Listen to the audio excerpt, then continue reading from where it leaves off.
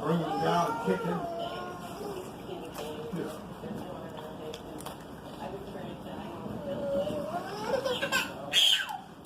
He's slick.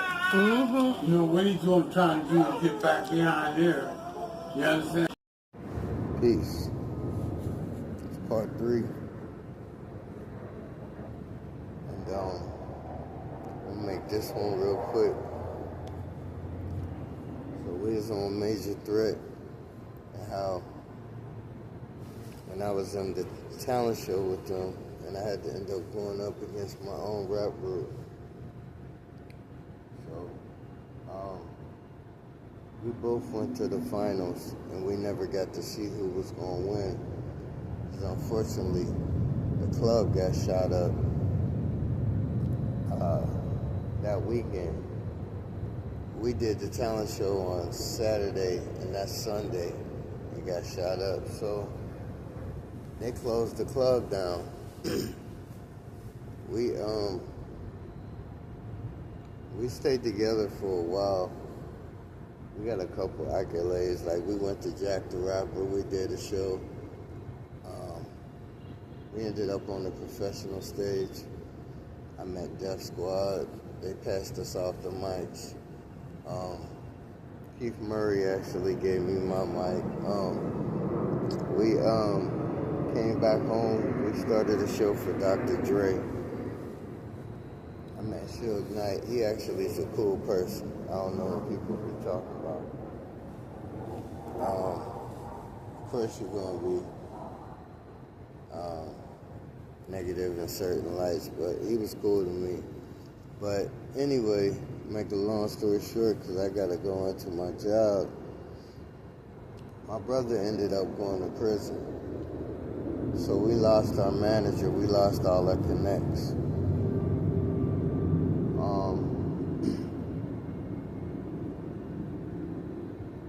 My brother went to prison. That's when the anger started, because people started taking me, my kindness for weakness. And Lovey ended up stealing the equipment. Now,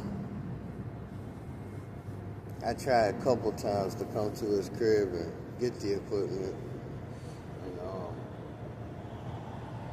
And the first time I came, we couldn't get in the house. He didn't let us in. I didn't want to kick down the door because I wasn't trying to go to prison over some equipment. But the second time I came, he let me in. The equipment was gone. I come to find out later on down the road, some cats had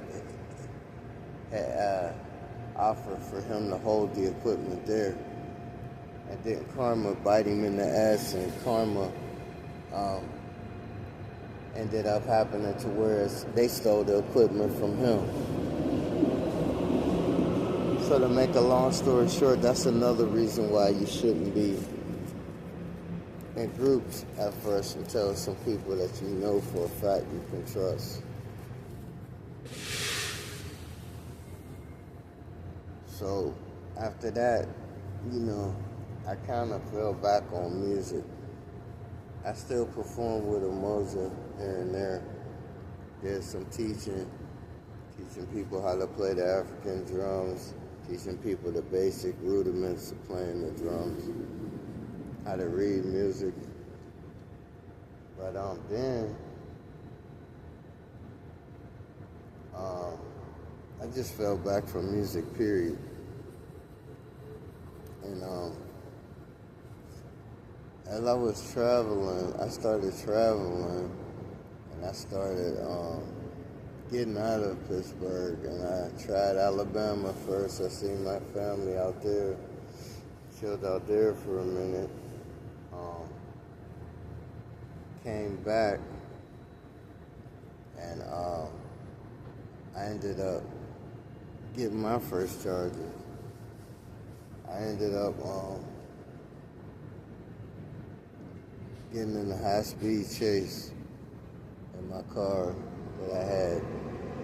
And the reason why was because I used to demo cribs and go into abandoned cribs and look for merchandise. Well, I found 2 shotguns, a 30-06 and a 30-30. And I met some people at the same time who was boosting. And it worked a couple of times going. I would get like whatever I wanted them to boost plus a couple dollars by the end of the day. But one time we decided we was gonna hit every single mall in the area. We accomplished it. But the last one, they knew who they was. Instead of me sitting there and pleading the fifth, well, I had a bunch of merchandise in my car, so I really couldn't get out of it. Plus the shotguns, don't forget them. So basically, I took them on a high-speed chase, got arrested. I thought I was going to prison. I ended up doing 9 months, getting 2 years probation, and that was the beginning to my downfall with being able to get a job. So I did day labor. I did restaurants a little bit. I went to Alabama. I worked at Pizza Hut. I worked at McDonald's. But it just, when I was in Alabama with Pizza Hut, I was trying to become a shift leader, maybe a manager. That wasn't working, so I went to back home. So I ended up going to Orlando because one day a friend of mine, I was talking to him about Alabama. He rapped, and I told him I'll be his manager and producer, but I'm not gonna rap. So this lady ended up recruiting us to sell literature, and we looked at this as a way that we can go and we could see other cities. So we did it till we got down to Florida, and we started having problems with the company because of our rates. Not necessarily me as much as him. So we ended up telling them send us to Orlando. So we get to Orlando, and I really liked it. It was very fun. Even through the midst of, us ending up being homeless and all this stuff, we still had fun every single day. And I never forgot that. So Orlando became a place where I would go back and forth from. I would go from Orlando to Pittsburgh, to Orlando, to Alabama, to Orlando. And it didn't matter, I would think of, dang, I was homeless there, but at least it was fun, And I started clenching on to being homeless because it was all about peace and happiness for me at the time. I didn't want to be reminded of my mistakes. I didn't want to be, looked at as, oh, he's a failure. So I just go and I be trying things out on my own. One thing led to another, where I met a pastor. He was homeless, but he knew the word of God back and forth. He taught me spirituality. He taught me different stuff in the Bible that was appealing. And I stuck to them for a minute. And we ended up, he always told me these stories about San Diego. So we ended up going to San Diego finally. I liked it. And we ended up, when we got there, I met this guy who's rich. I didn't even know what was going on. He's a rich man. And he ended up having a limousine and all this stuff. And before he got in his limousine, I like I told you, I was panhandling like a lot. I became a master at it throughout homelessness. I learned how to talk to people and get them to break me off a little change. So, he said, it was around Christmas. He was like, I said, hey bro, it's my birthday, you know what I'm saying? You look out. So he said, happy birthday. Boom. He gave me $900 and something lottery ticket for Las Vegas. So we waited a little bit too long, but me once again wanting to bring everybody into it. We waited till everybody was ready to get to Vegas. And by the time we got there, dude reported the ticket stolen, and I ended up homeless once again. Now, in Vegas, I ended up getting them to send me home to, I think, Alabama. Yeah, I ended up back in Alabama, and I stayed for a minute. I stayed for maybe about a year or so, but it was getting kind of boring to me, so I went back to Orlando. In Orlando, I met my first wife. Now, my first wife, she basically had an income, and I didn't. So, I didn't at first, we'll say. So, but one thing about her was she came out the homelessness for me. This was unique. No woman that I know would ever do that for anybody, be homeless for them. We still great friends to this day.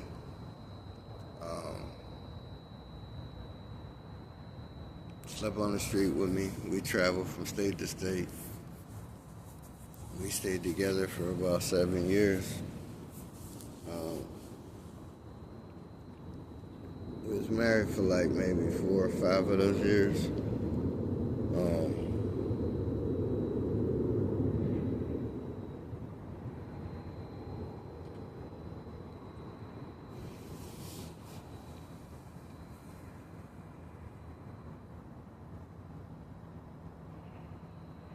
We ended up in Arizona,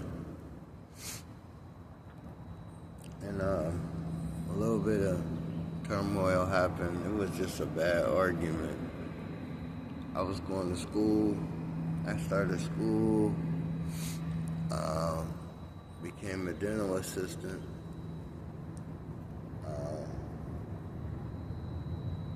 She left me before I could graduate from school because of that argument. I came home and she was gone. For the majority of the time, I'll say for about maybe, I don't know how many years, let me see, maybe about 5 years or so went past without us being around each other. She ended up moving back down to San Diego. That's actually where we had got married. We got cool, you know what I'm saying, again, and I went down there to visit her. We was actually still married at the time, but we just separated ourselves. Something deep down inside told me to just divorce her. So we ended up getting a divorce, and I came back to Arizona.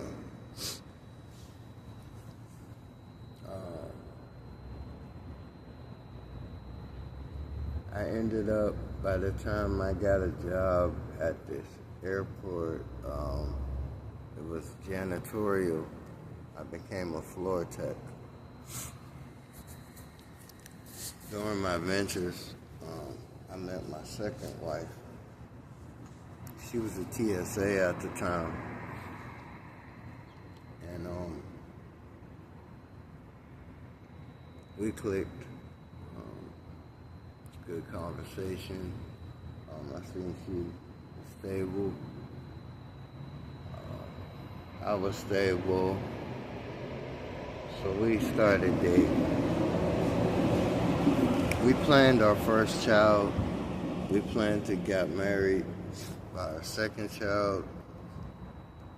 And here I am right now, raising two beautiful sons.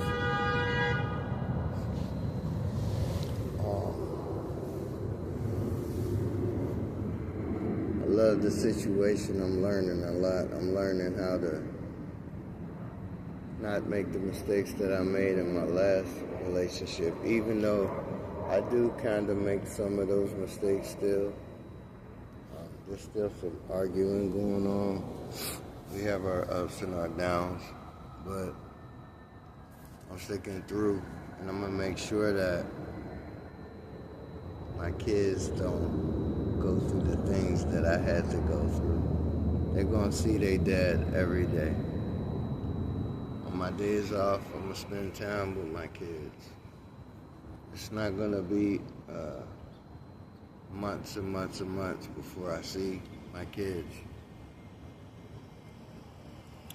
If anything's ever to happen, God forbid, that we don't be together, I'm still gonna take that time to spend time with my kids. And they're like the best thing that could ever happen to me. They just bring the happiness back to me. And I don't know where I'll be without them right now. I'll probably be in a state of depression or something. I don't know. Maybe not. Because all of these blessings didn't come until I finally snapped out of it and I started working. Then everything fell into place. Boom, boom, boom, boom, boom. So I guess you gotta take one step forward and then things will start falling into place. So I think I'm gonna end it right there. Y'all like, share, subscribe. Welcome to Humble Up Television.